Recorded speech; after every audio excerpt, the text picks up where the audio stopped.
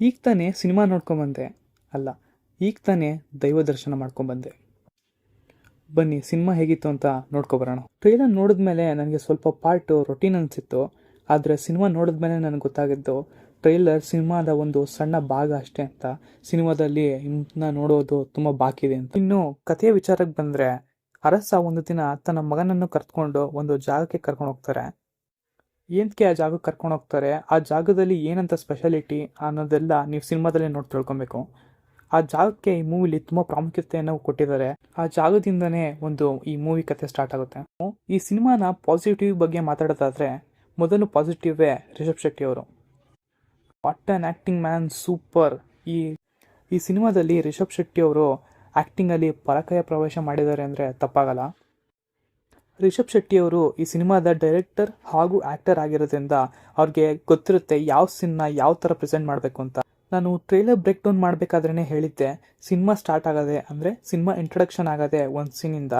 ಆ ಸೀನ್ ಏನಾಗಿರುತ್ತೆ ಅಂದರೆ, ತನ್ನ ಮಗು ತನ್ನ ಅಪ್ಪನ ಬಗ್ಗೆ ಕೇಳೋದು, ಅದೇ ನಮ್ಮಪ್ಪ ಇಲ್ಲೇ ಏನಿಗೆ ಕಾಣೆಯಾಗಿದ್ದು ಅಂತ. ಆ ಪ್ರಶ್ನೆಗೆ ಆನ್ಸರ್ ಸಿಗಬೇಕು ಅಂದರೆ ನೀವು ಸಿನಿಮಾನ ನೋಡಲೇಬೇಕು.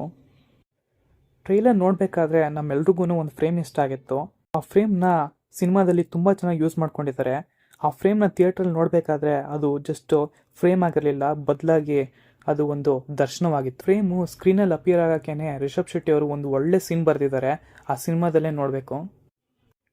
ಯಾವಾಗ ಅಧರ್ಮ ಜಾಸ್ತಿ ಆಗುತ್ತೋ ಆಗೆಲ್ಲ ಶಿವ ಗಣಗಳನ್ನ ಕಳಿಸ್ತಾನೆ ಅಂತ ನಾವು ಟ್ರೈಲರಲ್ಲಿ ನೋಡಿದ್ವಿ. ಆ ಡೈಲಾಗ್ಗೆ VFX ಟೀಮ್ ಅವರು ಎಷ್ಟು ಚೆನ್ನಾಗಿ ವರ್ಕ್ ಮಾಡಿದ್ದಾರೆ, ಆ ಸೀನ್ಗೆ ಎಷ್ಟು ಚೆನ್ನಾಗಿ ಸಪೋರ್ಟ್ ಮಾಡಿದ್ದಾರೆ ಅವ್ರ ವರ್ಕ್ನ ಮೂಲಕ ಅಂತ ನೀವು ಸಿನಿಮಾದಲ್ಲೇ ನೋಡಬೇಕು. ಅದನ್ನು ವಿಜುವಲಿ ನೀವು ಎಕ್ಸ್ಪೀರಿಯನ್ಸ್ ಮಾಡಬೇಕು. ಮೋಸ್ಟ್ಲಿ ರಿಷಬ್ ಶೆಟ್ಟಿ ಅವರು ಪ್ರೀಪ್ರೊಡಕ್ಷನ್ ಟೈಮಲ್ಲೇ VFX ಟೀಮ್ ಜೊತೆ ಕುತ್ಕೊಂಡು ಮಾತಾಡಿ ಒಂದು ಡಿಸ್ಕಷನ್ ಮಾಡಿಕೊಂಡು ಈ ಥರನೇ ಈ ಸೀನ್ ಬರಬೇಕು ಅನ್ನೋದೆಲ್ಲ ಚೆನ್ನಾಗಿ ಡಿಸ್ಕಸ್ ಮಾಡಿ ಒಂದೊಂದು ಸೀನ್ನೂ ಚೆನ್ನಾಗಿ ಪ್ರೆಸೆಂಟ್ ಮಾಡಿದ್ದಾರೆ. ಆದರೆ VFX ಟೀಮಲ್ಲಿ ಸ್ವಲ್ಪ ನೆಗೆಟಿವ್ ಇದೆ, ಅದು ಎಲ್ಲಿ ಅಂತ ಮುಂದೆ ಮಾತಾಡೋಣ. ರಿಷಬ್ ಶೆಟ್ಟಿ ಅವರು ತಮ್ಮ ಬರವಣಿಗೆಯಲ್ಲಿ ಯಾವುದೂ ಕೂಡ ಒಂದು ಫೋರ್ಸ್ ಅಡಿಷನ್ ಆಗಿ ಒಂದು ಯಾವುದೇ ಸೀನು ಕೂಡ ಬರ್ತಿಲ್ಲ. ಎಲ್ಲವೂ ಕೂಡ ಒಂದು ಪಾಸಿಟಿವ್ ರೀತಿಯೇ ಇಲ್ಲಿ ವರ್ಕ್ ಆಗಿದೆ. ಫಾರ್ ಎಕ್ಸಾಂಪಲ್, ಟ್ರೈಲರ್ ಬ್ರೇಕ್ ಡೌನಲ್ಲೇ ನಾನು ಹೇಳಿದ್ದೆ, ಇಲ್ಲಿ ಸ್ವಲ್ಪ ಜನ ಕಾಡಲ್ಲಿ ವಾಸಿಸ್ತಿರ್ತಾರೆ. ಆ ಜನಕ್ಕೆ ತನ್ನದೇ ಆದ ಒಂದು ಕೆಲ ಅಂಶ, ಆಚರಣೆ, ನುಡಿ, ಭಕ್ತಿ ಇರುತ್ತೆ ಅಂತ. ಇನ್ನು ಇಡೀ ಸಿನಿಮಾ ಕುಂದಾಪುರದಲ್ಲಿ ಶೂಟ್ ಆಗಿದೆ. ಆದ್ರಿಂದ ಎಲ್ಲ ಸೀನೂ ಅಂದರೆ ಸಿನಿಮಾದಲ್ಲಿರೋ ಎಲ್ಲ ಸೀನ್ಸೂ ಕೂಡ ಒಂದು ಗ್ರೀನರಿ, ಒಂದು ವಿಜುವಲಿ ಅಪೀಲಿಂಗ್ ಥರ ವರ್ಕ್ ಆಗುತ್ತೆ.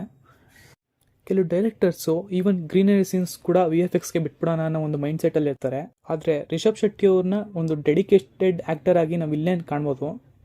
ಹಾಗೆ ಅವ್ರ ಫ್ಯಾಮಿಲಿ ಡೆಡಿಕೇಶನ್ ಕೂಡ ಇಲ್ಲಿ ಹೊಗಳ್ಬೇಕಾದ್ದೆ. ಎಷ್ಟೋ ಜನಕ್ಕೆ ಗೊತ್ತಿರಲ್ಲ, ಕಾಂತಾರ ಚಾಪ್ಟರ್ 1 ಹಾಗೂ ಕಾಂತಾರ ಮೂವಿ ಅಂದರೆ ಲಾಸ್ಟ್ ರಿಲೀಸ್ ಕಾಂತಾರ ಮೂವಿಗೂ ಕಾಸ್ಟ್ಯೂಮ್ ಡಿಸೈನ್ ಆಗಿ ವರ್ಕ್ ಮಾಡಿರೋದು ಯಾರೂ ಅಲ್ಲ, ರಿಷಬ್ ಶೆಟ್ಟಿ ಅವರ ಹೆಂಡತಿ ಪ್ರಗತಿ ಮೇಡಮ್ ಅವರೇ. ಬಾಂಗ್ರಾ ಅನ್ನೋ ಒಂದು ಊರಿದೆ. ಟ್ರೈಲರಲ್ಲಿ ತೋರಿಸಿರೋ ಹಾಗೆ ಅರಸ ವಾಸಿಸೋ ಒಂದು ಸ್ಥಳ. ಆರ್ಟ್ ಟೀಮ್ ಅವರು ಎಷ್ಟು ಚೆನ್ನಾಗಿ ಆ ಪ್ಲೇಸ್ನ ಎಷ್ಟು ಚೆನ್ನಾಗಿ ಎಕ್ಸ್ಪ್ಲೋರ್ ಮಾಡಿದ್ದಾರೆ ಅಂದರೆ, ಒಂದು ಕೂಡ ಒಂದು ಆರ್ಟಿಫಿಷಿಯಲ್ನೆಸ್ ಅನ್ನೋದು ಕಾಣಿಸಲ್ಲ. ಎಲ್ಲ ಕೂಡ ಒಂದು ನ್ಯಾಚುರಲ್ ರೀತಿಯಲ್ಲಿ ವರ್ಕ್ ಆಗುತ್ತೆ. ಅರಮನೆಯ ಲೈಟಿಂಗ್ಸ್ ಅಂದರೆ ಲೈಟಿಂಗ್ ಡಿಪಾರ್ಟ್ಮೆಂಟ್ ಅವರು ಅರಮನೆಯೇ ಕಟ್ಕೊಡೋಕ್ಕೆ ಎಷ್ಟು ಚೆನ್ನಾಗಿ ವರ್ಕ್ ಮಾಡಿದ್ದಾರೆ ಅಂದರೆ, ಆಗಿನ ಕಾಲಘಟ್ಟದಲ್ಲಿ ಅರಮನೆ ಹೇಗಿರಬೇಕು ಹಾಗೇ ಇದೆ. ಸ್ಪೆಷಲಿ ಒಂದು ಸೀನ್ ಇದೆ, ಎಲ್ಲ ಕುತ್ಕೊಂಡು ಊಟ ಮಾಡೋ ಸೀನು. ಅಲ್ಲಿ ಲೈಟಿಂಗ್ ವರ್ಕು ತುಂಬಾ ಡಿಫ್ರೆಂಟಾಗಿ ಒಂದು ನ್ಯಾಚುರಲ್ ಆಗಿ ಪ್ರೆಸೆಂಟ್ ಮಾಡಿದ್ದಾರೆ. ನನಗೆ ಅಸ್ಟಾನಿಶಿಂಗ್ ಮೂಮೆಂಟ್ ಅನಿಸಿದ್ದು ಕಾಂತಾರ ಚಾಪ್ಟರ್ 1ನಲ್ಲಿ ಕಾಮಿಡಿಗೂ ಕೂಡ ಸ್ಥಾನ ಇದೆ ಅಂತ. ಇಲ್ಲಿ ನಮ್ಮ ಕಾಡಲ್ಲೊಂದು ಸೊಪ್ಪು ಸಿಗ್ತದೆ ಅನ್ನೋದನ್ನ ಬೇರೆ ಥರನೇ ಯೂಸ್ ಮಾಡಿದ್ದಾರೆ, which was very worth and astonishing.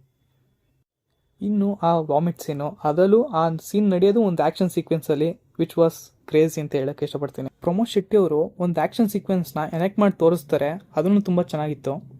ರೀಸೆಂಟಾಗಿ ರಿಷಬ್ ಶೆಟ್ಟಿ ಅವರು ಒಂದು ಸ್ಪೀಚ್ ಮಾಡ್ಬೇಕಾದ್ರೆ ಹೇಳ್ತಾರೆ, ಮಿಸ್ ಆಗಿದ್ದಿದ್ರೆ ಕೆಲವು ಸೀನ್ಸ್ನ ಶೂಟ್ ಮಾಡ್ಬೇಕಾದ್ರೆ ನಾನೇ ಸತ್ತೋಗ್ತಿದ್ದೆ ಅಂತ. ಸಿನಿಮಾ ನೋಡಾದ್ಮೇಲೆ ನನಗೆ ಅದು ಕ್ಯಾನ್ಸರ್ ಸಿಕ್ತು. ಎಲ್ಲ ಆ್ಯಕ್ಷನ್ ಸೀಕ್ವೆನ್ಸ್ನು ಕೂಡ ತುಂಬ ನ್ಯಾಚುರಲಾಗಿ ಪ್ರೆಸೆಂಟ್ ಮಾಡಿದ್ದಾರೆ. ಸ್ಪೆಷಲಿ ಆ ಮಾರಾಟ ಮಾಡುವ ಜಾಗದಲ್ಲಿ ನಡೆಯುವಂಥದ್ದು. ಟ್ರೈಲರ್ನ ನೋಡಬೇಕಾದ್ರೆ ಒಂದು ಸೀನ್ ಬರುತ್ತೆ, ಹುಲಿ ಒಂದು ಮಗುನ ಸುತ್ತೋದು. ಆ ಸೀನ್ ನೋಡಬೇಕಾದ್ರೆ ನನಗೆ ಗೊತ್ತಿತ್ತು ರಿಷಬ್ ಶೆಟ್ಟಿ ಅವರು ಒಂದು ಒಳ್ಳೆ ಸೀನೇ ಬರೆದಿರ್ತಾರೆ ಅಂತ. ಸಿನಿಮಾ ನೋಡಿದ್ಮೇಲೆ ನನಗೆ ಕನ್ಫರ್ಮ್ ಆಯಿತು, ಹುಲಿನ ಮತ್ತು ಆ ಮಗುನ ತುಂಬ ಚೆನ್ನಾಗಿ ಯೂಸ್ ಮಾಡ್ಕೊಂಡಿದ್ದಾರೆ ಅಂತ. ಸಿನಿಮಾದಲ್ಲಿ ಹುಲಿಗೂ ಮತ್ತು ರಿಷಬ್ ಶೆಟ್ಟಿಗೂ ಒಂದು ಸೀನ್ ಇದೆ, ಅದು ನೋಡಬೇಕಾದ್ರೆ ಬೆಂಕಿ ಅಂತ ಹೇಳೋಕ್ಕೆ ಇಷ್ಟಪಡ್ತೀನಿ. ನಾನು ಟ್ರೈಲರ್ ಬ್ರೇಕ್ ಡೌನ್ನಲ್ಲೇ ಹೇಳಿದ್ದೆ, ರಿಷಬ್ ಶೆಟ್ಟಿ ಅವರು ದೈವ ಜೊತೆಗೆ ಬ್ರಹ್ಮರಾಕ್ಷಸ ಅನ್ನೋ ಒಂದು ಎಲಿಮೆಂಟ್ ಕೂಡ ಆ್ಯಡ್ ಮಾಡಿದ್ದಾರೆ ಅಂತ. ಅದನ್ನು ಬಿಟ್ಟು ಇನ್ನೊಂದು ಎಲಿಮೆಂಟ್ ಇದೆ, ಅದನ್ನು ಕೂಡ ತುಂಬ ಚೆನ್ನಾಗಿದೆ, ಅದನ್ನು ತುಂಬ ಚೆನ್ನಾಗಿ ಪ್ರೆಸೆಂಟ್ ಮಾಡಿದ್ದಾರೆ. ಹಾಗೂ ಇದೇ ಒಂದು ಕತೆ ಮುಖ್ಯ ಭಾಗ ಅಂತಲೂ ಹೇಳೋಕ್ಕೆ ಇಷ್ಟಪಡ್ತೀನಿ. ನನಗೆ ಗೂಸ್ ಬಂಪ್ ಸೀನ್ ಅನಿಸಿದ್ದು ಸಿನಿಮಾದ ಪೋಸ್ಟ್ ಇಂಟರ್ವಲ್ ಸೀನು. ನಮ್ಮೆಲ್ರಿಗೂ ಗೊತ್ತು ರಿಷಬ್ ಶೆಟ್ಟಿ ಅವರು ಕಾಂತಾರ ಮೂವಿಲಿ ಯಾವ ಥರ ಆ್ಯಕ್ಟಿಂಗ್ ಮಾಡಿದ್ರು ಅಂತ, ಸ್ಪೆಷಲಿ ಇನ್ ಕ್ಲೈಮ್ಯಾಕ್ಸ್ ಅಂತ. ಅಕಸ್ಮಾತ್ ನೀವೇನಾದರೂ ಕೇಳಿದ್ರೆ ಆ ಥರ ಸೀನ್ ಕಾಂತಾರ ಚಾಪ್ಟರ್ 1ನಲ್ಲೂ ಇದೆಯಾ ಅಂದರೆ ಎಸ್, 100% ಇದೆ. ಅದೇ ಗುಳಿಗ ಅವತಾರ. ಇನ್ನು ಅಜ್ನೀಶ್ ಲೋಕನಾಥ್ ಅವರು ಸಿನಿಮಾ ರಿಲೀಸ್ ಆಗೋಕ್ಕೂ ಮುಂಚೆ ಒಂದು ಗಾಸಿಪ್ಸ್ ಓಡಾಡ್ತಿತ್ತು. ಅದೇನೆಂದರೆ ಕಾಂತಾರ ಚಾಪ್ಟರ್ 1ನಲ್ಲಿ ಕೇವಲ 2 ಸಾಂಗ್ಸ್ ಇದೆ ಅಂತ. ಅದು ಸುಳ್ಳು, ಇನ್ನೂ ಎಷ್ಟೊಂದು ಸಾಂಗ್ಸ್ ಇದೆ. ಮತ್ತು ಕೆಲವರು ಸಿಂಗಾರ ಸಿರಿಯ ಥರ ಸಾಂಗ್ಸ್ ಇದೆಯಾ ಅಂತಲೂ ಕೇಳ್ತಿದ್ರು. ಒಂದು ಸಾಂಗ್ ಇದೆ, ಅದು ಕೂಡ ವಿಜಯ್ ಪ್ರಕಾಶ್ ಅವರೇ ಆಡಿದ್ದಾರೆ, which was very good. Kantara chapter 1 title ಟೀಸರ್ಗೆ ಅಜ್ನೀಶ್ ಲೋಕನಾಥ್ ಅವರು ಒಂದು BGMನ ಮಾಡಿದರು, ಅಂದರೆ BGMನ ಕಂಪೋಸ್ ಮಾಡಿದರು. ಸಿನಿಮಾದಲ್ಲೂ ಅದನ್ನು ಚೆನ್ನಾಗಿ ಯೂಸ್ ಮಾಡ್ಕೊಂಡಿದ್ದಾರೆ. ಫಾರ್ ಎಕ್ಸಾಂಪಲ್, ಹುಲಿ ಎಂಟರ್ ಆಗಬೇಕಾದ್ರೆ ಆ ಸೀನ್ಗೂ ಆ BGMಗೂ ಸಕ್ಕದಾಗಿತ್ತು. ಇನ್ನು ರುಕ್ಮಿಣಿ ವಸಂತ್ ಅವ್ರ ಬಗ್ಗೆ ಮಾತಾಡೋದಾದರೆ, ಒಂದು ಹೀರೋಯಿನ್ನ ಒಂದು ಸಾಂಗ್ಗೆ ಒಂದು ಫೇಸ್ ಕಾರ್ಡ್ಗೆ ಯೂಸ್ ಮಾಡ್ಕೊಳ್ದಲ್ದೇ ಇಲ್ಲಿ ಅವ್ರಿಗೆ ಅಂತಲೇ ಒಂದು ಪೋರ್ಷನ್ಸ್ಗಳನ್ನ ಬರೆದಿದ್ದಾರೆ. ಹಾಗೆಯೇ ಅವ್ರನ್ನ ಅಷ್ಟೇ ಚೆನ್ನಾಗಿ ಪ್ರೆಸೆಂಟ್ ಮಾಡಿದ್ದಾರೆ, ಸ್ಪೆಷಲಿ ಟ್ವಿಸ್ಟೆಡ್ ಪೋರ್ಷನ್ಸಲ್ಲಿ, ವಿಚ್ ವಾಸ್ ವೆರಿ ಗುಡ್. ನನಗೆ ಆ ಸೀನ್ಸ್ ನೋಡಿದ್ಮೇಲೆ ಗೊತ್ತಾಗಿದ್ದು ರುಕ್ಮಿಣಿ ವಸಂತ್ ಅವರು ಈ ಥರನೂ ಒಂದು ಆ್ಯಕ್ಟಿಂಗ್ ಮಾಡೋ ಒಂದು ಕೆಪಾಸಿಟಿ ಇದೆ ಅಂತ.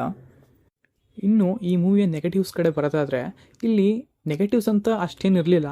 ಆದರೆ VFX ಕಡೆ ಟೀಮ್ ಬಗ್ಗೆ, ಅಂದರೆ ಸ್ಟಾರ್ಟಿಂಗಿಂದ ಎಂಡ್ವರೆಗೂ ತುಂಬ ಚೆನ್ನಾಗಿದೆ. ಆದರೆ ಎಲ್ಲೋ ಕ್ಲೈಮ್ಯಾಕ್ಸಲ್ಲಿ, ಸ್ಪೆಷಲಿ ಆ ಯುದ್ಧ ನಡಿಬೇಕಾದ್ರೆ ಒಂದು ಕ್ಲೈಮ್ಯಾಕ್ಸಿನ ಚೆನ್ನಾಗಿ ಇನ್ನೂ ಪ್ರೆಸೆಂಟ್ ಮಾಡ್ಬೋದಿತ್ತು ಅಂತ ನನಗನ್ನಿಸ್ತು.